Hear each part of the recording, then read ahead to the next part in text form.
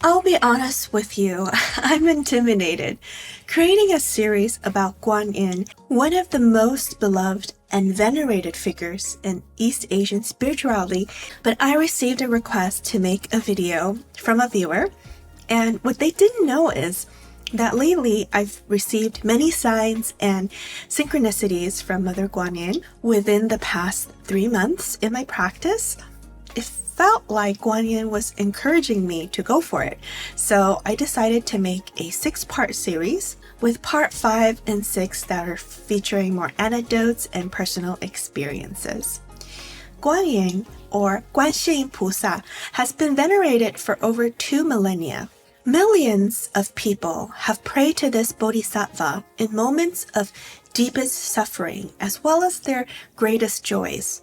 Images of Guan Yin are seen in temples, museums, stationery, as well as in medicine cabinets on medicinal labels. The Lotus Sutra alone, just one of many texts associated with Guan Yin, has been the subject of thousands of commentaries across the centuries.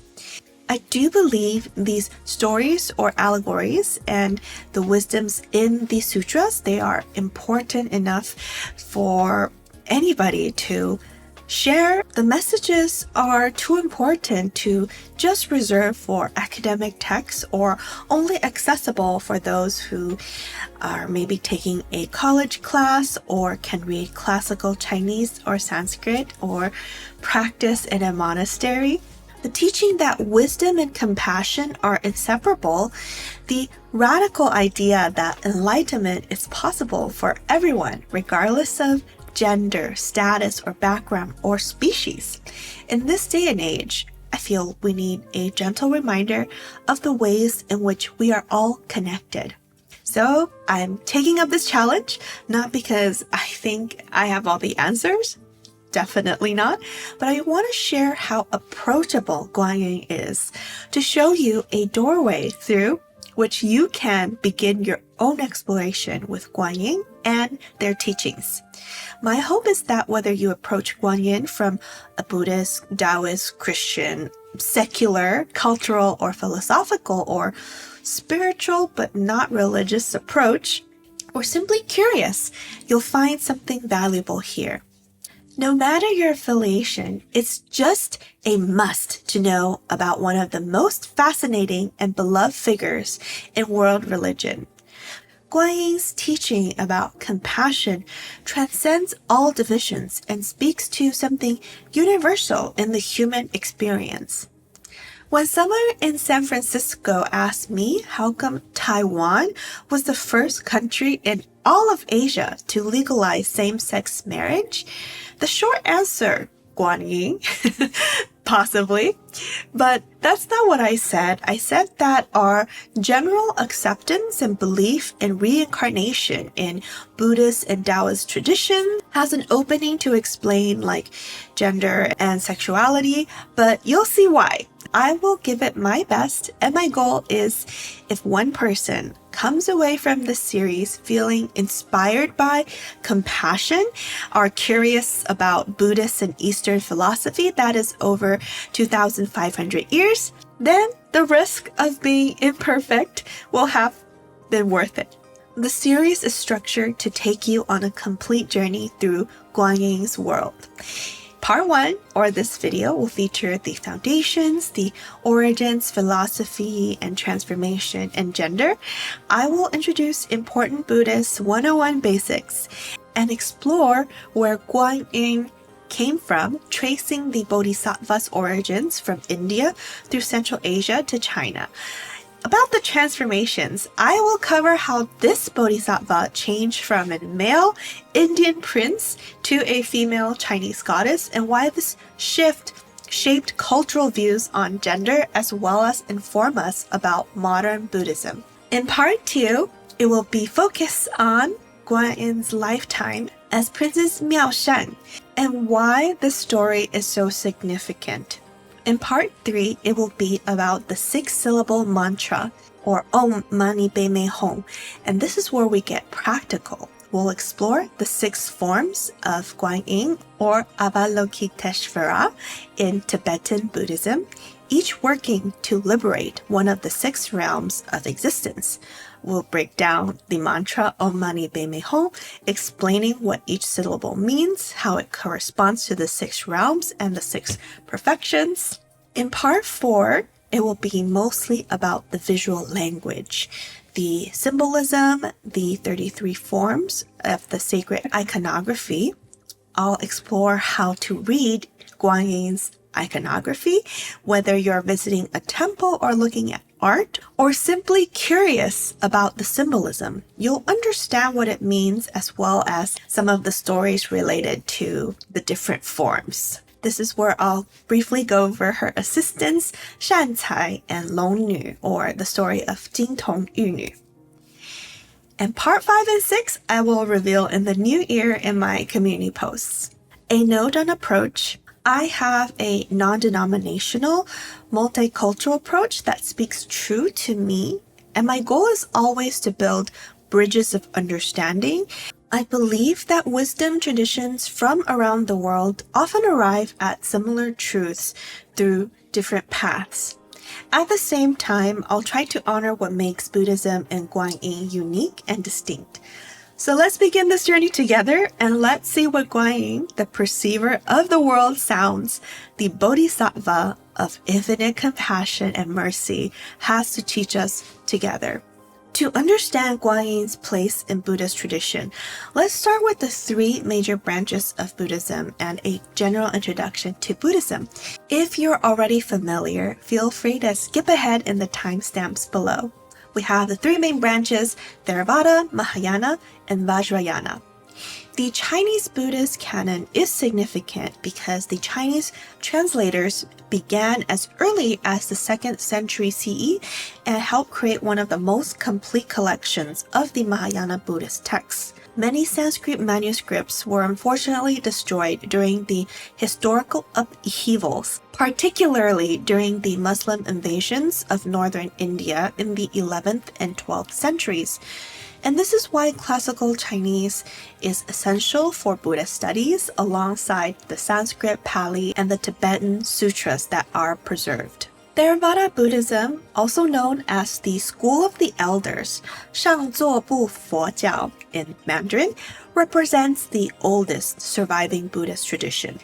It is traced back to around 3rd BCE, predominantly in Sri Lanka, Thailand and Myanmar, Cambodia and Laos. Theravada emphasizes taking an individual path towards an enlightened arhat, or a worthy and liberated person. They focus on the historical Buddha's original teachings preserved in the Pali canon, and generally do not regard Mahayana scriptures to be authentic words of Buddha.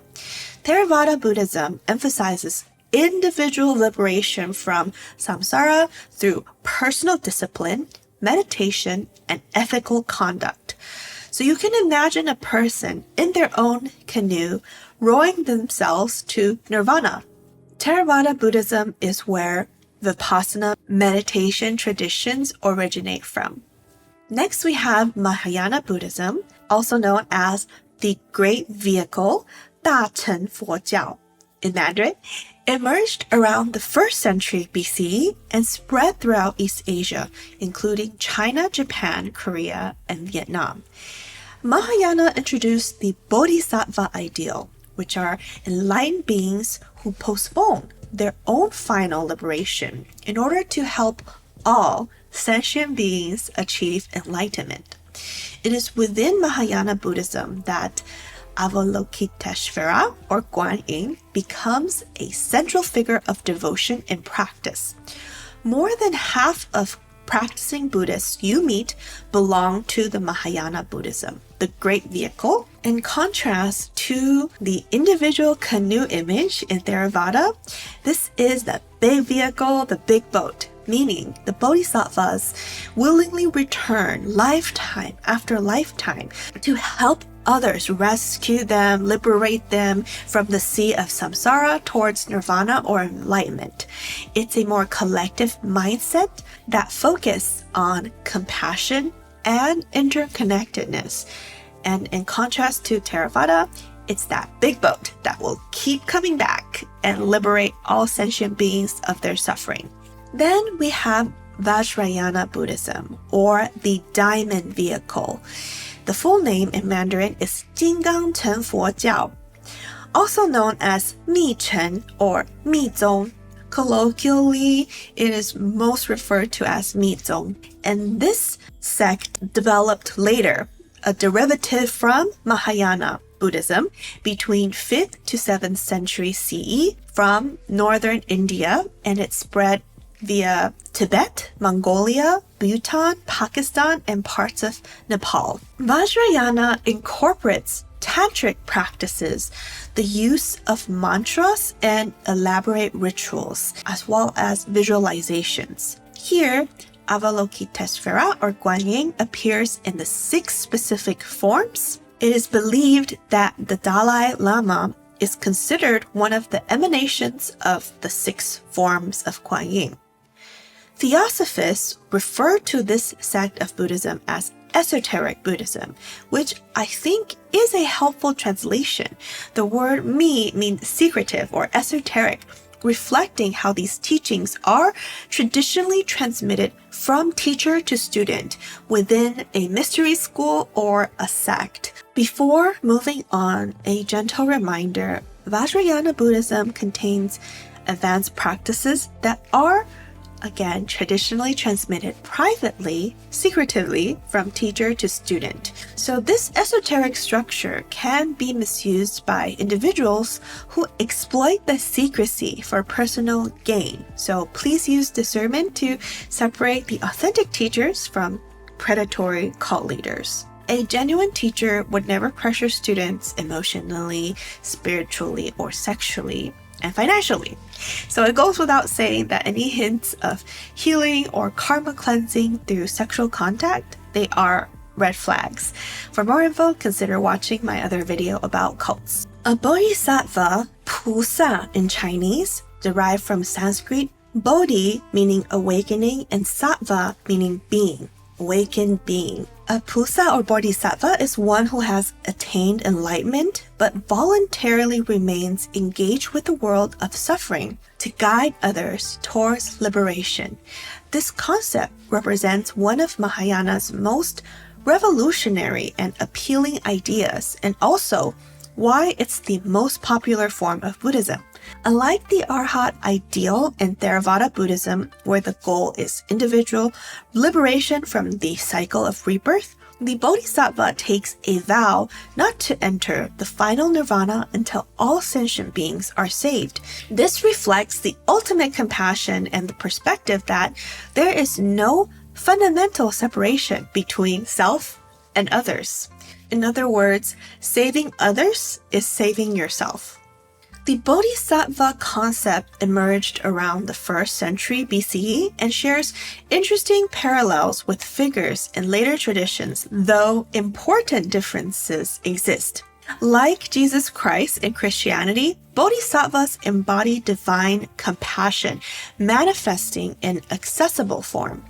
Both traditions emphasize self-sacrifice for others' salvation, unconditional love, and the performance of miracles in response to faith. However, where Christ is understood as a unique incarnation of God, at least in Orthodox Christianity, Mahayana Buddhism teaches that anyone can become a bodhisattva. The path is open to all beings, and this is more similar to the esoteric concept of Christ within, which is considered non-orthodox by Christianity. Additionally, while Christ's sacrifice happens once in a historical time, the bodhisattvas continuously manifest across time and space in whatever forms are needed. You can say that Guan Yin is one of the most famous bodhisattvas, just as Jesus was one of the most famous, or the most famous Christ figure. The concept of ascended masters in theosophy bears striking resemblance to the bodhisattva ideal, which are enlightened beings who transcend ordinary existence, yet remain accessible to guide humanity's evolution or ascension. Figures like Saint Germain or El Morya function similarly to Bodhisattvas. They are compassionate guides working to uplift collective consciousness. This brings us to an important point. Many concepts dismissed as New Age are actually ancient wisdom traditions expressed in contemporary language for modern seekers. And I have no problem with reframing applicable and modern terminology. So in this example, instead of bodhisattva, you might say a starseed or light worker who are choosing to incarnate to help the collective ascend, or a multi-dimensional ascended master guide instead of using the word Buddha. Even though they're similar in concept but reframed, we need to be mindful of the negative connotations with New Age, as it implies something as superficial, false, or lack the legitimacy of quote-unquote real religions. The idea of enlightened beings choosing to incarnate to help humanity, whether you call them starseeds, higher dimensional beings, Christ consciousness, ascended masters, or bodhisattvas, they do appear explicitly in Buddhist sutras from the 1st century BCE, with roots extending even further into Indian philosophical and religious traditions. The Bodhisattva path is particularly appealing because it emphasizes compassion, wisdom, and skillful means. Every sentient being has a Buddha nature, which is the innate capacity for awakening. In modern language, this is the divine spark connected to source. Every act of genuine compassion participates in the Bodhisattva's work.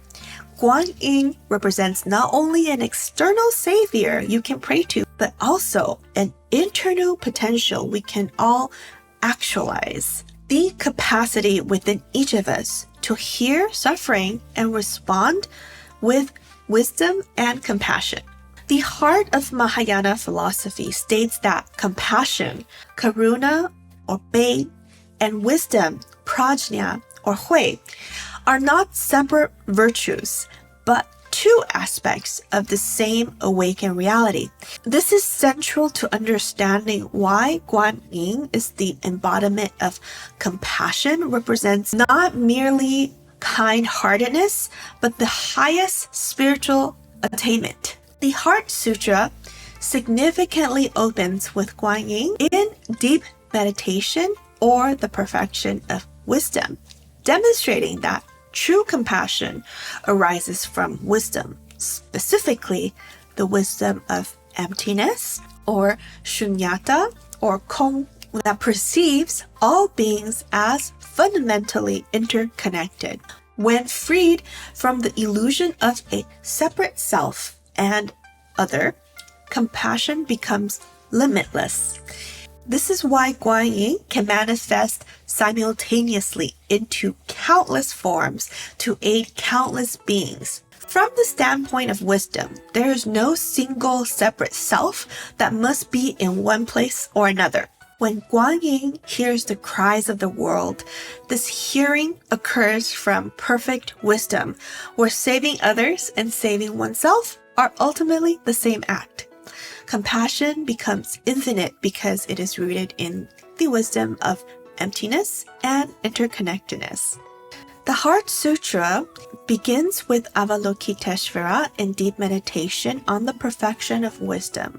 Quote, "The Bodhisattva of compassion, when practicing deeply the perfection of wisdom, perceived that all skandhas are empty and was saved from all suffering." Here, Guan Yin exemplifies how true compassion arises from wisdom, specifically the wisdom of emptiness. The original Sanskrit name, Avalokiteśvara, traditionally interpreted as the Lord who looks down with compassion. The name breaks down as Avalokita, observed or looked upon, Ishvara, Lord or sovereign.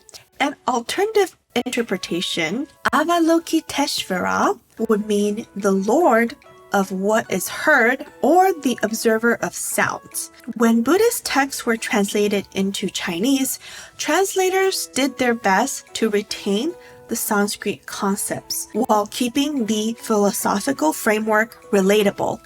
Guan Yin is the most common and accepted translation, meaning perceiving the sounds of the world, or observing the world's sounds or cries. This translation emphasizes Guan Yin's compassionate attention to the sufferings of all beings. Guan meaning to observe, to contemplate, to perceive, also conveys discernment, distinguishing truth from illusion. Shi meaning world, generation, or era, and Yin meaning sound, voice, or cry. Guan Yin, the shortened form, meaning simply perceiving sound or hearer of cries, became the most popular name in everyday usage. This abbreviation occurred partly due to a historical taboo. During the Tang Dynasty, the character Shi appeared in the Emperor Taizong's personal name. His name was Li Shiming. Thus, the Shi was commonly avoided during that period. Guan Zizai is an alternative translation, meaning the one who contemplates freedom or the perceiver of the world's freedom. This name appears in important texts like the Heart Sutra, and it emphasizes the Bodhisattva's enlightened perception and complete spiritual freedom and ease. The Lotus Sutra, the full name in Mandarin is 妙法莲华经. I hope I don't butcher this. Saddharma Pundarika Sutra, first recorded around 1st century BCE, is one of the most influential Mahayana texts.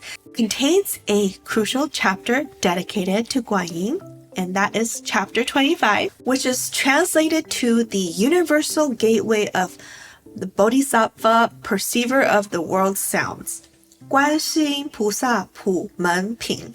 One of the Lotus Sutra's most revolutionary teaching is that anyone, regardless of gender, social status, or even species, can attain Buddhahood. And this was radical for its time, as earlier Buddhist texts often suggested women needed to be reborn as a man to achieve enlightenment, and that animals were too bound by ignorance to progress spiritually. 普门 means ordinary door or a universal gate. Chapter 25, 普门品, is often circulated and recited as an independent text and establishes the theological foundation for Guan Yin devotion. It describes how Guan Yin manifests in 33 different forms to save beings according to their needs, and responds to the 7 types of disasters, grants the freedom from the 3 poisons, which is greed, anger, and ignorance. Doesn't these 3 sum up our world's problems? Anyway, and fulfills wishes for those seeking children.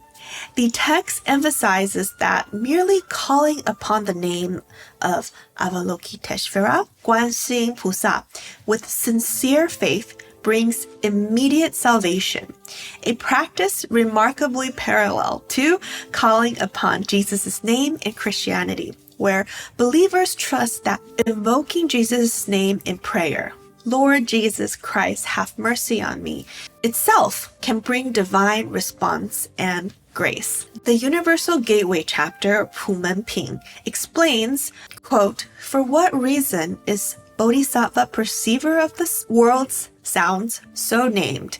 The Buddha told of Bodhisattva's inexhaustible intent. Good man, if limitless hundreds of thousands of myriads of kotis of living beings suffering from all kinds of distress hear of Bodhisattva, perceiver of the world's sounds, and single-mindedly call upon his name, Bodhisattva, perceiver of the world's sounds, will immediately perceive their voices and free them from their suffering, Lotus Sutra, chapter 25, and this is the Burton-Watson translation. And here I have the Mandarin version in plain text, so it's not the original language, which is hard for anyone to read, like, 2nd century or ancient Mandarin text. And this is the version that any Mandarin speaker can easily understand. Okay. This chapter's widespread popularity in East Asia cannot be overstated. It has been memorized, chanted, and copied countless times, forming the scriptural heart of Guan Yin devotion. The figure we know as Guan Yin emerged through over 2 millennia of religious and cultural synthesis as Buddhism traveled the Silk Road, absorbed influences from multiple traditions. Following Alexander the Great's 4th century BC conquest in Gandhara, which is present-day Pakistan and Afghanistan, the artisans of this period were influenced by the Greek styles. Early depiction of Guan Yin in the male form were possibly influenced by Apollo, the Greek god of healing and the arts. These sculptures capture this youthful, princely beauty and serene expressions we associate with the Bodhisattva traces back to the Greek Hellenistic influence. Hindu deities shaped Avalokiteśvara's iconography. Specifically, Shiva's multi-armed form, showing cosmic power with benevolence, influenced the similar depiction of Guan Yin. The lotus flower, symbol of purity rising from the muddy water, might have came from Padma or Lakshmi, or Lianhua Nushen, the Vedic Lotus Goddess. Also, the Persian goddess Anahita, associated with healing waters, likely also influenced Guan Yin's characteristic. She always has a vase that has healing waters as well as a willow branch. Then we have the Central Asian horse deities, the Vedic Ashvins or Shuangma Tongshen, which are these divine twins, contributed this protective and healing aspects, protecting you for your safe journey, the well-being of your horses, that also made Avalokiteśvara a responsive savior figure. These diverse influences that shape Guan Yin reflect the cosmopolitan exchange of the Silk Road era, where spiritual and artistic traditions flowed freely between East and West. The story of how Guan Yin became important in Daoism and became feminine reveals much about religious dynamics in medieval China, where Buddhism, Daoism, and Confucianism coexisted in competition and perhaps cooperation. During the Tang and Song dynasties, the 3 teachings, Sanjiao, so these 3 religious thought, competed intensely for imperial patronage, for popular support, as well as cultural influence. The stakes were real. Temple construction funding, tax exemptions for the clergy, as well as social prestige and the ability to attract donors and devotees. Daoism, as China's native religious tradition, possessed a rich pantheon. Most significantly, Daoism had powerful female deities who commanded the widespread devotion among women. The Queen Mother of the West, Xi Wangmu, who ruled over all female immortals, as well as figures like Ma Zu, the sea goddess, and the mysterious Lady of the Nine Heavens, 九天玄女. Chinese Buddhism faced a representational challenge. Its major figures, Shakyamuni Buddha or释迦牟尼佛, Amitabha Buddha, 阿弥陀佛, and Maitreya Bodhisattva, 弥勒菩萨, Manjushri or 文殊菩萨, and initially even Avalokiteśvara, Guan Yin Pusa, were all depicted as male, while Mahayana Buddhism offered the universal liberation, it lacked accessible female divine figures that women practitioners could personally relate to and identify with. The Lotus Sutra provided the theological foundation for Buddhism's response regarding gender, because other Buddhist texts often portray women as needing to be first reborn as a man in order to achieve enlightenment. The Lotus Sutra boldly proclaimed that enlightenment is accessible to all sentient beings. Chapter 12 contains a pivotal moment when an 8-year-old dragon princess or naga or serpent deity achieves instant enlightenment and Buddhahood. And this directly challenged these gender barriers as well as species barriers. The skeptics questioned her ability, and she instantly transforms into a Buddha, proving that neither gender nor species is a barrier to enlightenment. In Pumen Ping, or chapter 25, teaches that Avalokiteśvara manifests in 33 forms according to the being's needs, explicitly including female forms, as a nun, a laywoman, goddess, or queen. This radical inclusivity extends beyond gender to all existence.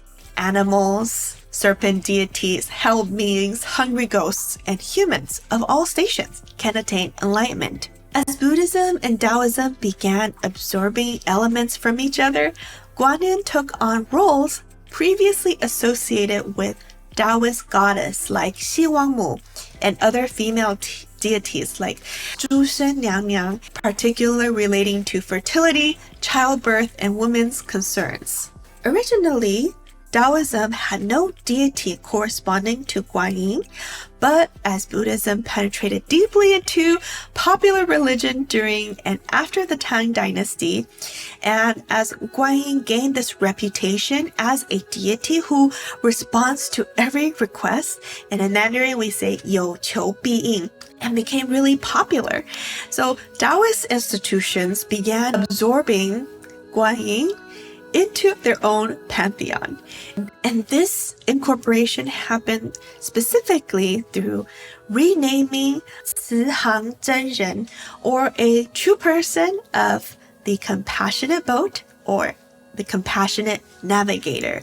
And this name appeared in the Taoist canonical text Daozang. The term Zhenren, or true person, is used in Taoism to denote someone enlightened or an enlightened immoral who has achieved the Tao.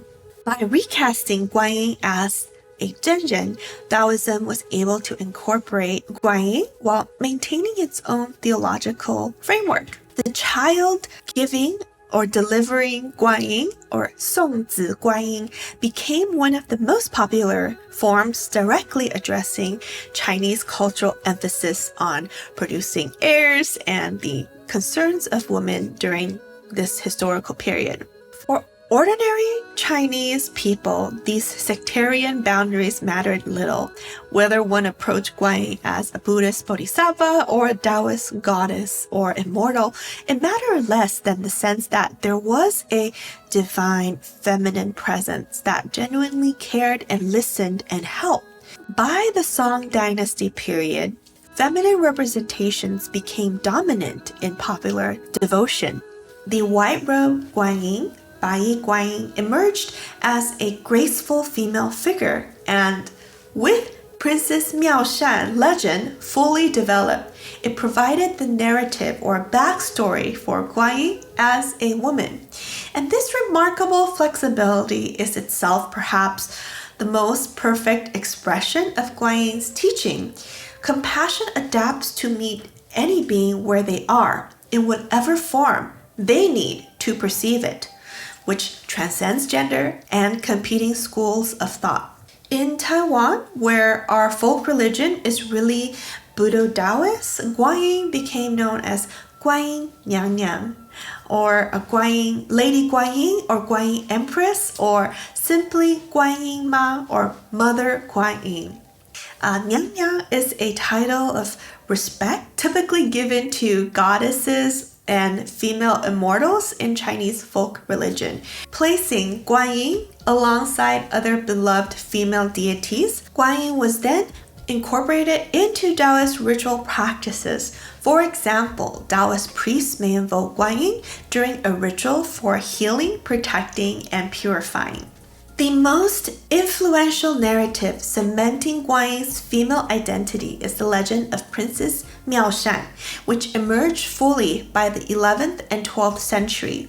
This story deserves its own section and will be covered in great detail in part 2, but its existence demonstrates how deeply the feminine form became embedded in Chinese Buddhist imagination.